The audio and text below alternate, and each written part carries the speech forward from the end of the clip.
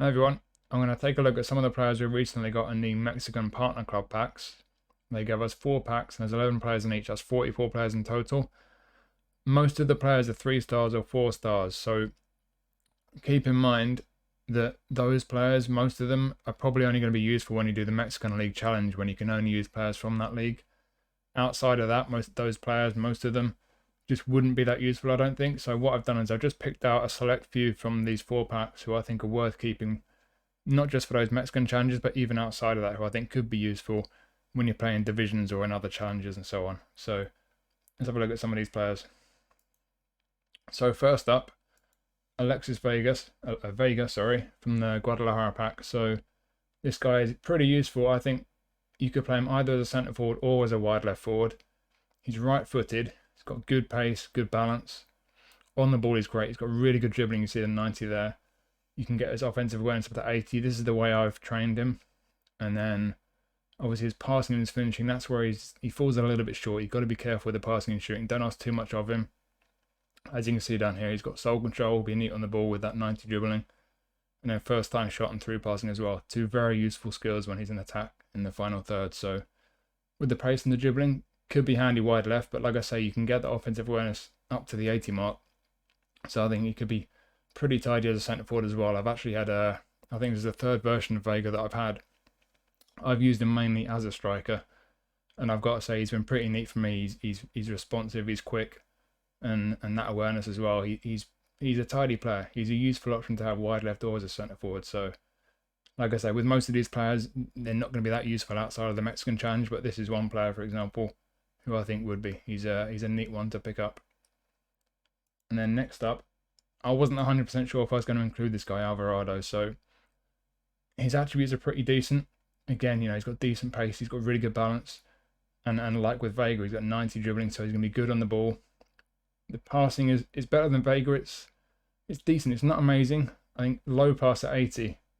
This is why I wasn't sure about including him, because you look at his positions. You can play him through the middle. You can play him wide left, but 80 for low pass as an attacking midfielder is just not enough. And he's a right-footed player.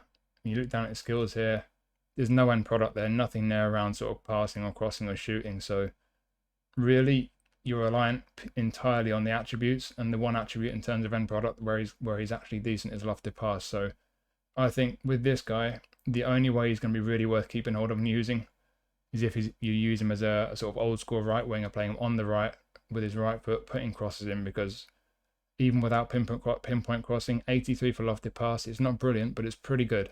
So yeah, with this guy, I think wide left and through the middle, he's not going to be up to much, but wide right, that's where you could get some value out of him. So if that's the kind of player that you use sort of old school wingers. And if you get this guy, he might be well worth trying on the right hand side, because that's where it looks like he might be quite decent. So next up, we have Beltran. So Beltran, this is the last player I picked out from the Guadalajara pack. So 164 centimeters. This guy's tiny. Now, you want to think of midfielders like Verratti, Xavi, maybe Lobotka. I'm not going to suggest this guy's as good as those players, but in terms of the way those players feel in the game, they're small, they're nimble, they're responsive, good on the ball. You see here with Beltran, good on the ball, great passing. The pace is okay, balance is great. He feels like those types of player. He's really neat. I like him a lot. I've used him. Looking down at the skills, he's got through passing, soul control. It would be really nice if he had one touch pass just to seal the deal, but even without it, like I say, I've used this guy. He feels really neat on the ball. I really like him. Just kind of buzzing around the midfield, carrying the ball, passing it well. So if you do pick this guy up, do give him a try, because he feels really neat. Like I say, he's a tiny guy.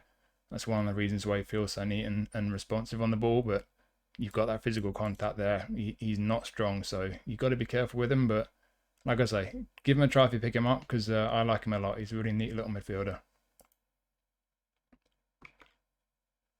Now, Club America, we've got 3 attacking midfielders from Club America, and they're pretty similar in terms of attributes.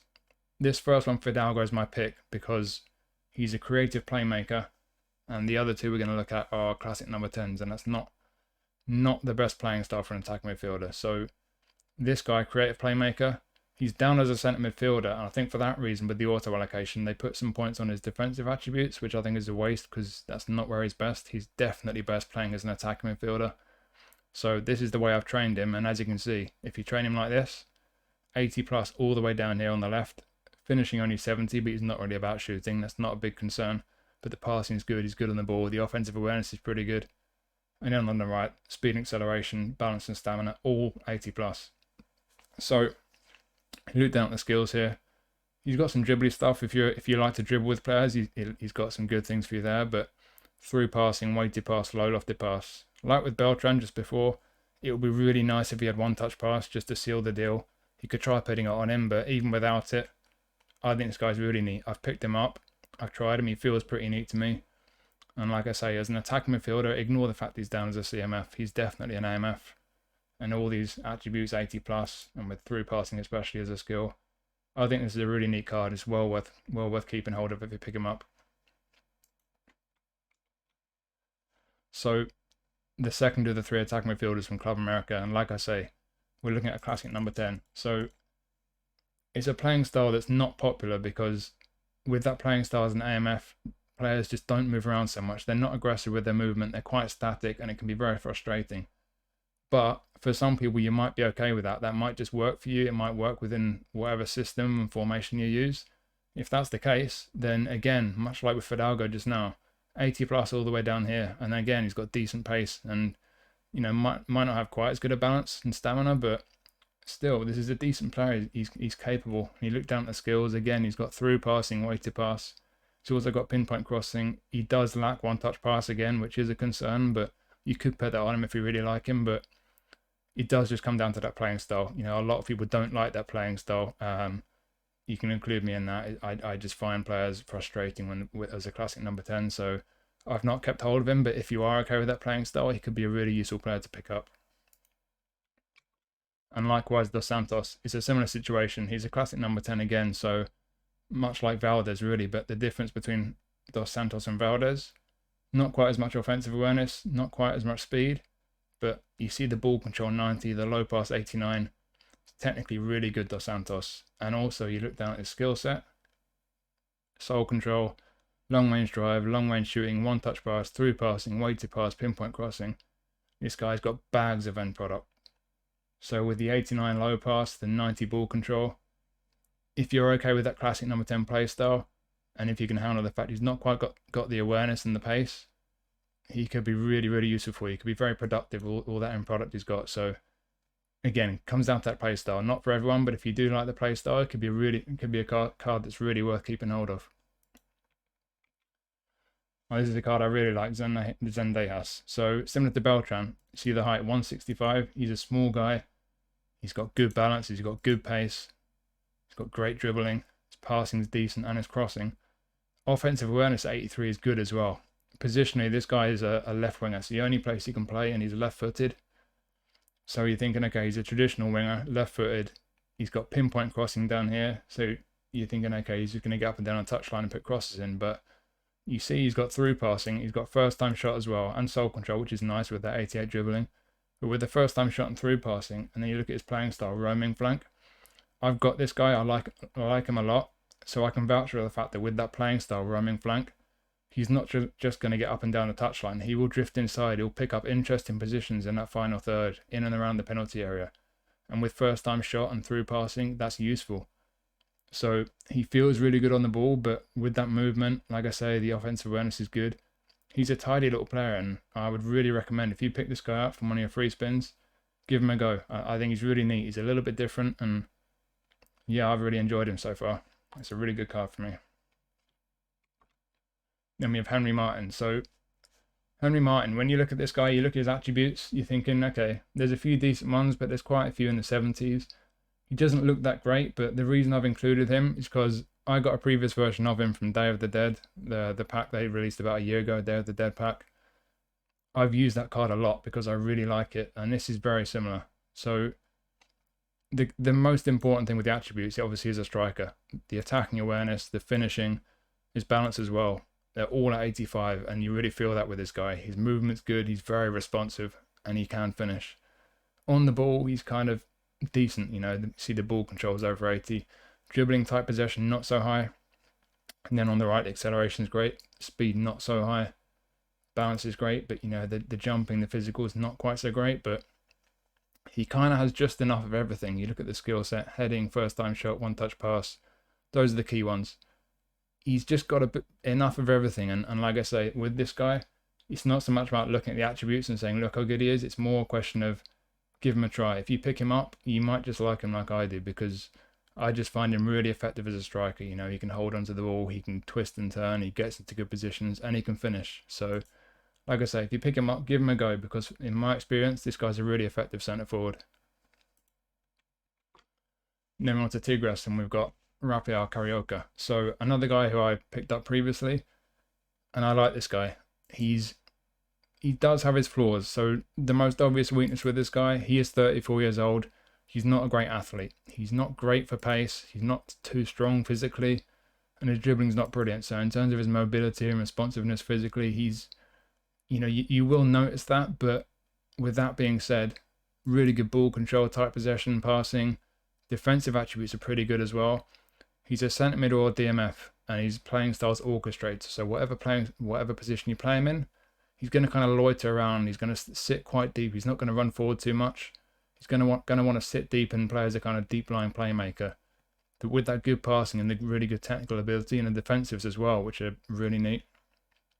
He's got soul control. He's got weighty pass. He's got low lofted pass. He is a bit lacking in skills. It would be nice if he had one touch pass, maybe even through passing if you're greedy.